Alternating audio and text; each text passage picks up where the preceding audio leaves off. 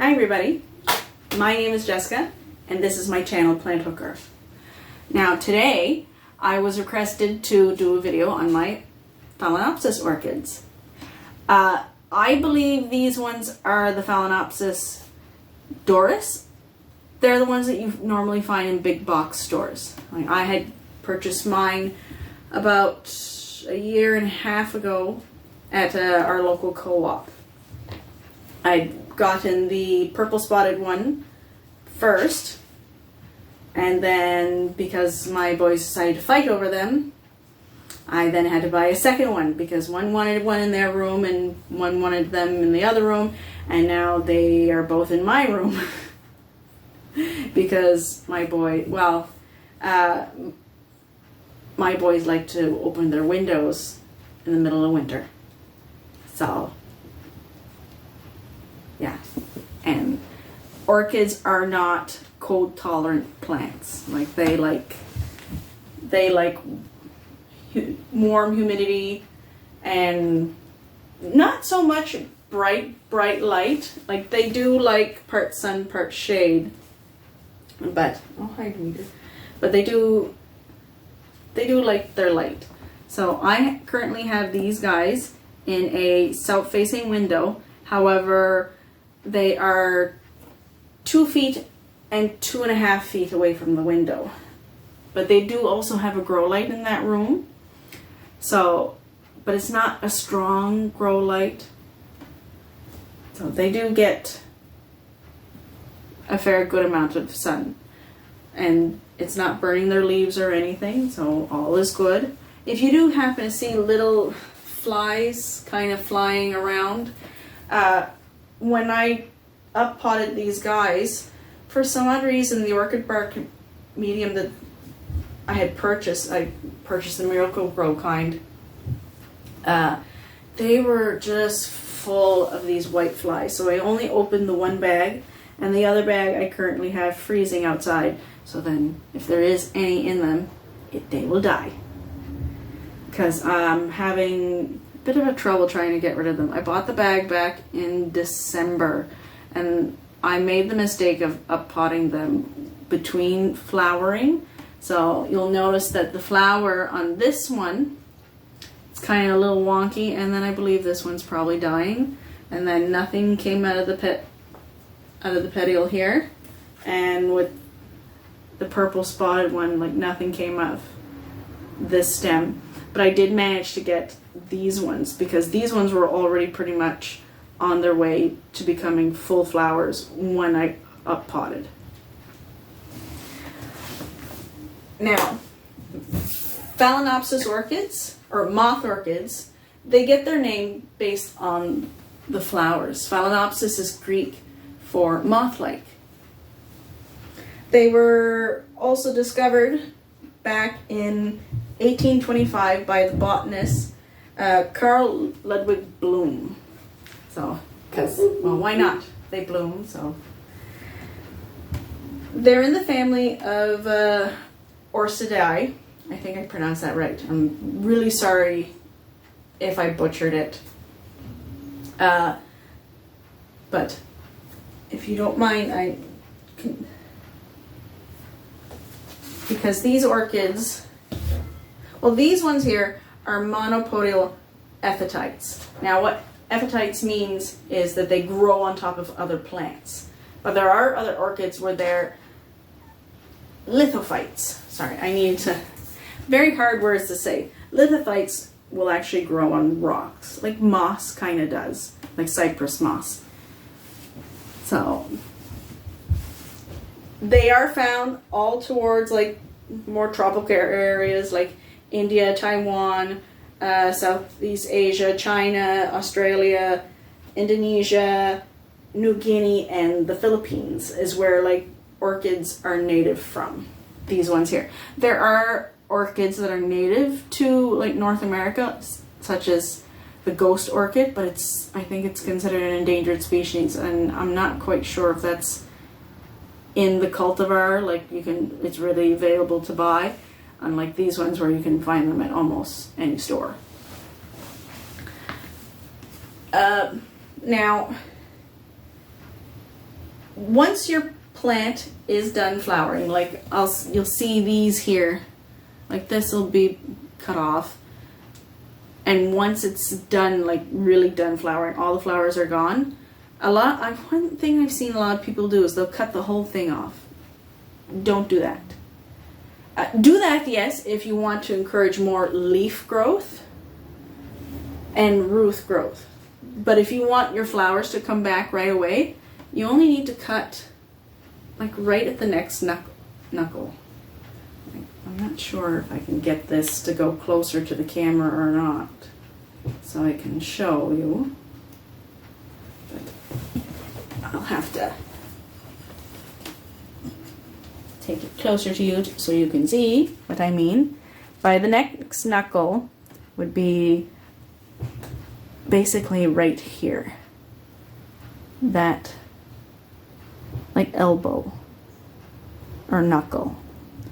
Because then if you cut here, it'll start to produce another stem and that will flower.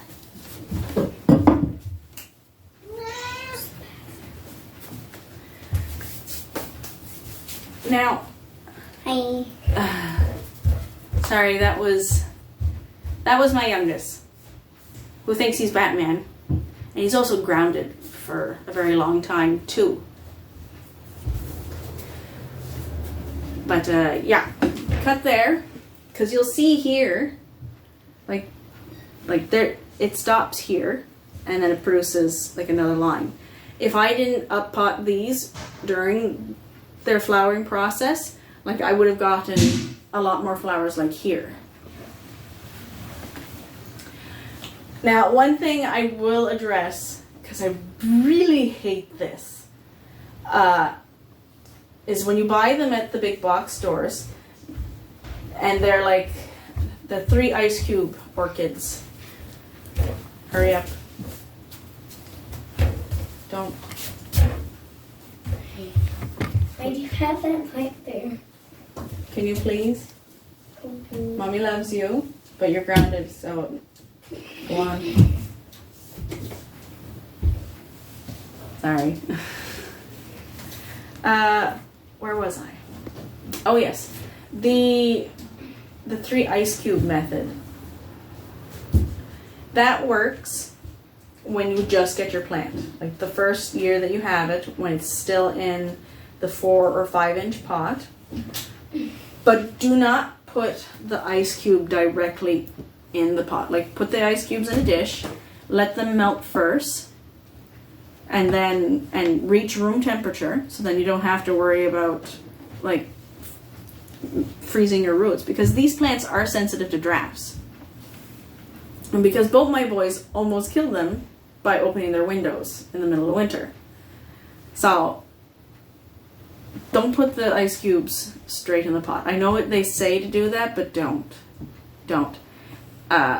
You'll kill the roots. Like, they'll freeze, they'll brown, rot, and then you may unintentionally kill your whole plant and then have to go buy another one if you're determined to make them grow. And that's how the industry continues to make their money, especially if they're doing it dishonestly. So let the ice cubes melt and reach room temperature before watering your plant. Now, mine, because they are currently in 7 inch pots, I'll water them every 2 weeks instead of every week. And I've up potted them twice. Now, the first time I up potted them, I didn't use orchid bark. I used potting soil. They can survive in potting soil, but you won't see as much growth at all. And like, for me, I love these big leathery leaves. Like, they're very gorgeous. Now, another thing that might happen is your leaves will start to yellow. Now, if that happens, don't panic. If it's one of the bottom leaves, like one of these, that's normal. It's just making room for new growth. Everything, it's fine. If it's one of the top leaves, then you have a problem. Then you're either dealing with root rot, some sort of pest infestation, or bleaching, like too much light, way too much light. When it comes to fertilizer, the only fertilizer you can use is like the fertilizer that's specifically made for orchids. Because I used to have a Taiwanese orchid years ago that I got him from an ex. And I had almost killed it because I gave it regular fertilizer. And then I managed to bring it back. But then Apollo, one of my other cats, finished it off by peeing in it. That was when I first got Apollo, because he was still feral and he didn't know how to use the litter box, and he just knew, oh, this is dirt, this is where I go. No, it's not. So once he learned how to use the litter box, then everything was fine. And these are high humidity plants. I mist them every 2 days. You can train them to where they can handle whatever your regular humidity is in your house. But because I have a wood stove, I don't like to take the chance. So they are probably adapted to my humidity, even though I still spray them every 2 days just to make sure. They can handle regular tap water, or well, these guys, maybe not all orchids, but the Phalaenopsis doors. You can use regular tap water, filtered water, rainwater, bottled water. These guys have done good on basically all of them. And I do clean these leaves about once a month, just so then they can be at their best and absorb the most light. Because I find that if I'm looking for leaf growth and root growth, if I clean them, these leaves will get much bigger. Because look how big this one is. Like, this is a good 9 inches. Now, mine are about 8 and 9 inches tall, but they can get up to about 20 inches tall when fully mature, and these leaves can get up to 16 inches wide. So, very leathery leaves, like it's almost like touching like a turtle back, the way they are. I really do.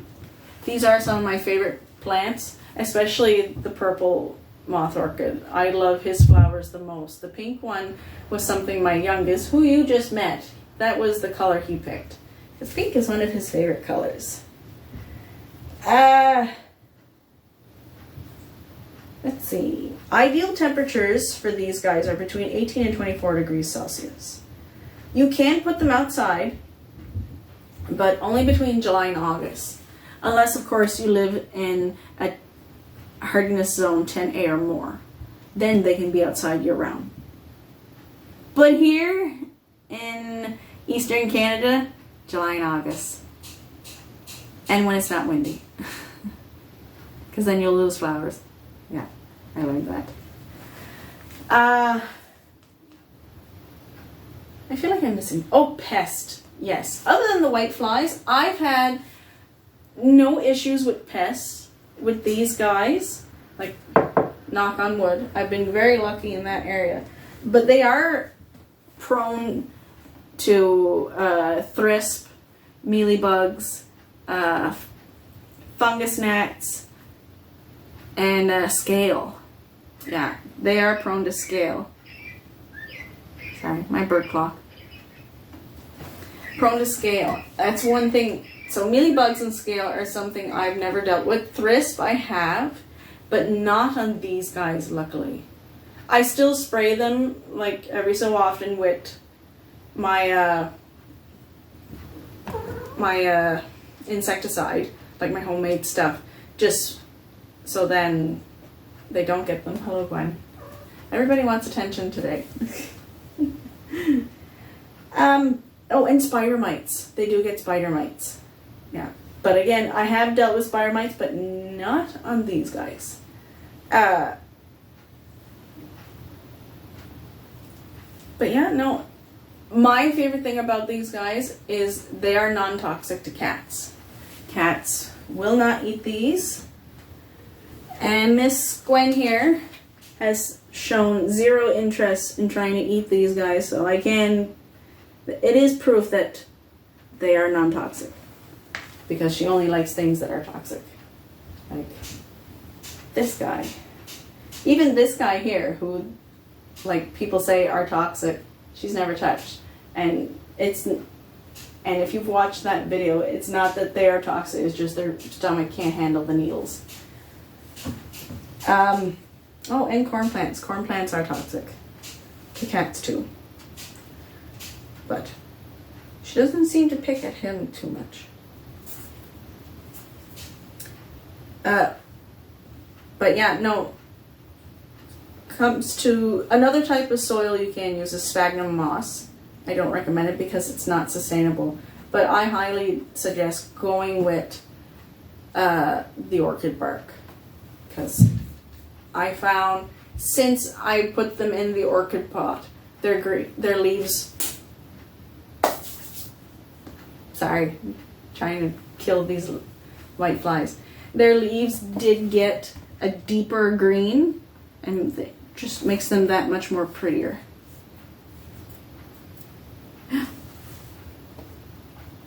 But no, I think that's everything.